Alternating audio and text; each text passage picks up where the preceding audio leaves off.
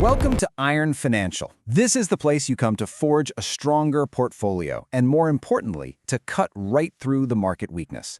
Look, we're not here to give you advice. What we do here is the heavy lifting, the deep dive analysis, so you can make smarter, tougher decisions.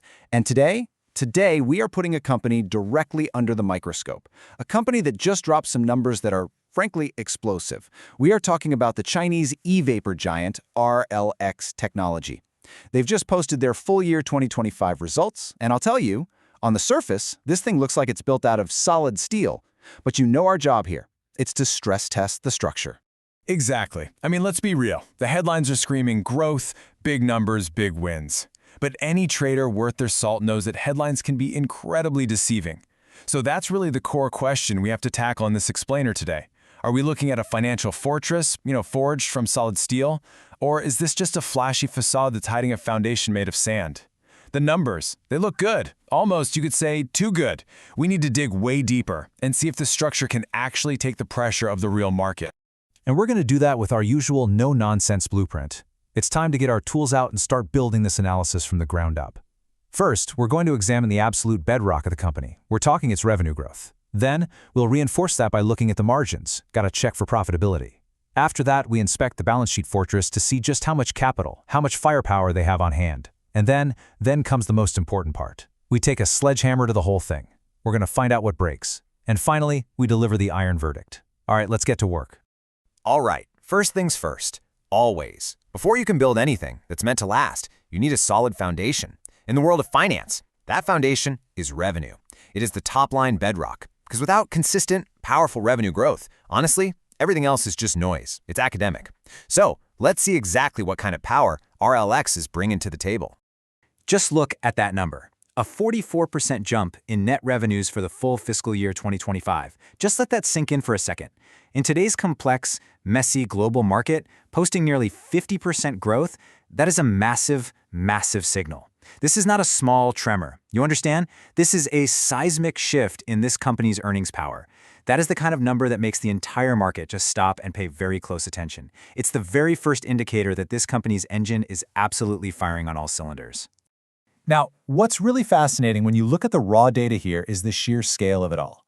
We're not talking about some little startup that's doubling its tiny revenue base. No. We are looking at a jump from roughly 2.75 billion RMB to almost 4 billion RMB. You do the math, that's an increase of over 1.2 billion RMB in a single year. Now put that in US dollars. We're talking over $500 million in revenue. This is a substantial load-bearing increase. It tells us that the demand for what they're selling isn't just stable, it is accelerating and accelerating aggressively. So of course, the billion-dollar question is, where in the world is all this growth actually coming from?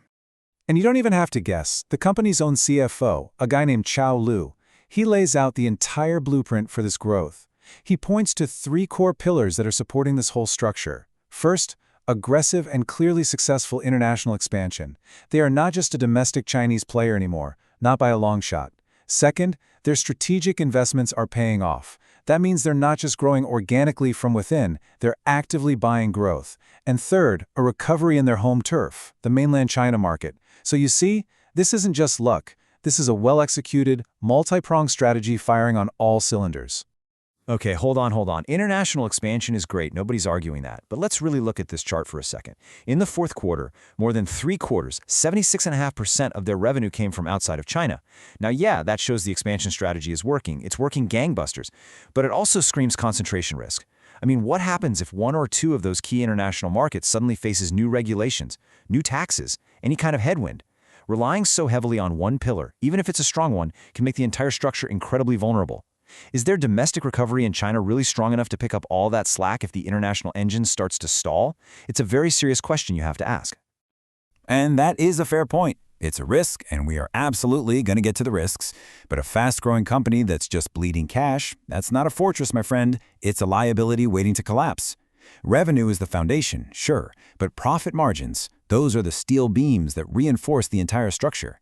Anybody can sell $1 for 90 cents. The real test, the true measure of a business, is whether you can do it profitably. So, let's drill down and examine RLX's profitability. And while the numbers really do speak for themselves here, the gross margin expanded from 26.4% all the way up to nearly 30% for the full year. This is a critical data point.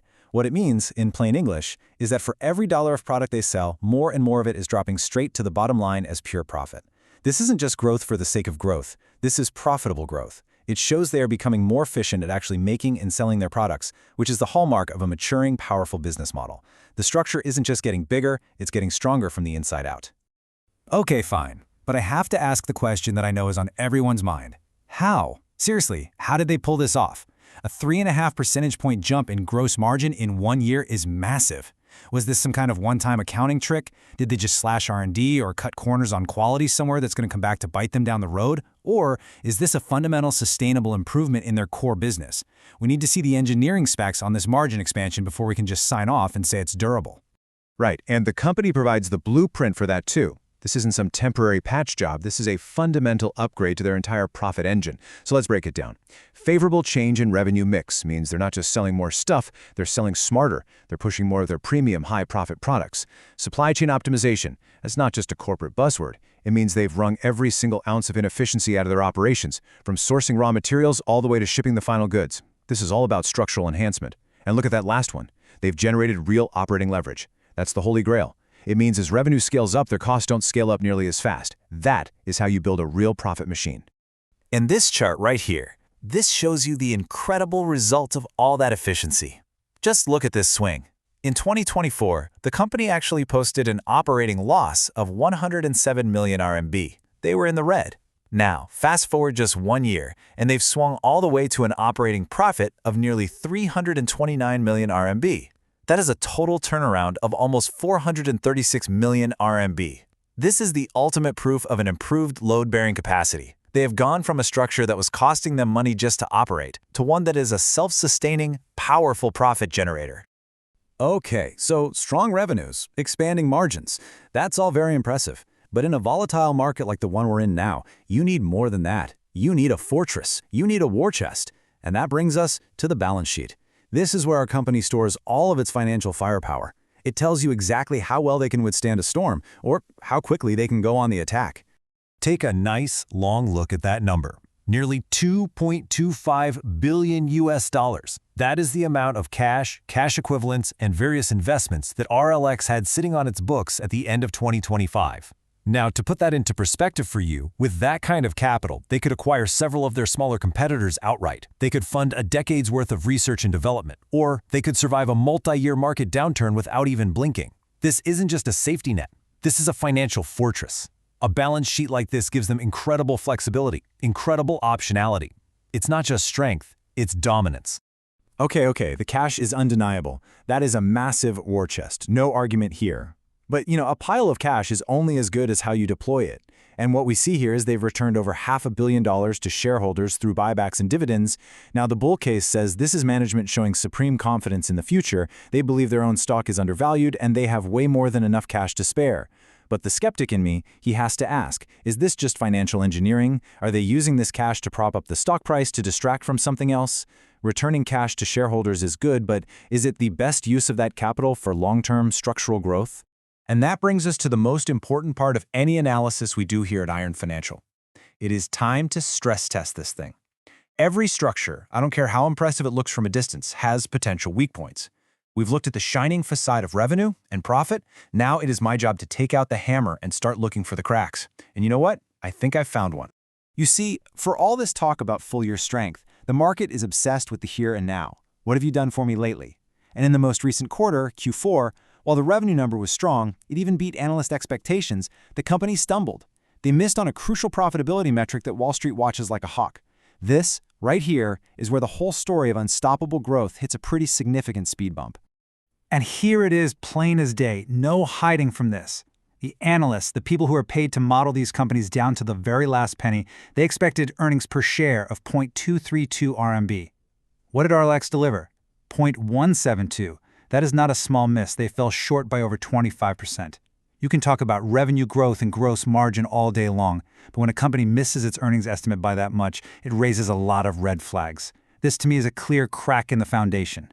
It suggests that for all their impressive growth, translating that top-line strength into bottom-line profit for shareholders proved a lot harder than expected in the last quarter. Investors simply cannot ignore this. A miss is a miss. You're right, you can't argue with the data. But perspective is everything in this game. Let's put this one crack in the context of the entire wall. So while they missed the analyst estimate for EPS, a subjective target set by outsiders, let's look at the actual profit growth. In that same fourth quarter, US GAAP net income surged 124.8% year over year. It more than doubled, from 127 million RMB to 286 million RMB. So the real question for an investor is, what's more important? Missing a subjective analyst target or more than doubling your actual real net profit? I would argue the profit engine is still absolutely roaring. The EPS miss is a blemish, maybe a minor hairline crack, but it doesn't compromise the structural integrity of the massive profit growth we're seeing underneath. Which brings us to the final stage of our analysis. It is time to step back, weigh all the evidence, the solid foundation of revenue, the reinforced margins, the financial fortress of a balance sheet, and yes, the potential cracks that we've uncovered. It's time for the iron verdict. Is this an opportunity to invest in a well-forged company, or is it a trap waiting for unwary investors? Lean Analyst is clear, and it's powerful. It's built on the hard steel of explosive 44% revenue growth. It's fortified by expanding profitability and a nearly 30% gross margin. This entire structure is sitting on a fortress-like balance sheet with over $2.2 billion in cash, and you have a management team that is confidently returning hundreds of millions of that to shareholders. Market skeptic. But the bear case raises critical, structural questions. The weight of this entire company rests very heavily on international markets, and that creates a concentration risk that you simply cannot dismiss. And more immediately, that Q4 earnings per share miss, that's a visible crack. It shows a clear disconnect between what the analysts were expecting and what the company actually delivered. And that's something the market often punishes, and punishes hard. So that's the breakdown. You have a company that's firing on all cylinders with incredible growth and a rock-solid balance sheet. But it comes with legitimate questions about its geographic concentration and a recent stumble on earnings. So the final question is this: is RLX a structurally sound investment poised for continued growth, or are there cracks below the surface that signal future trouble? We've laid out the blueprint for you. We've done the stress test. Here at Iron Financial, we believe the heavy lifting is done. The final decision, as always, is yours. Quick disclaimer, everything I share is for entertainment and informational purposes only. I'm not a financial advisor, so please do your own research or talk to a professional before making any moves with your money.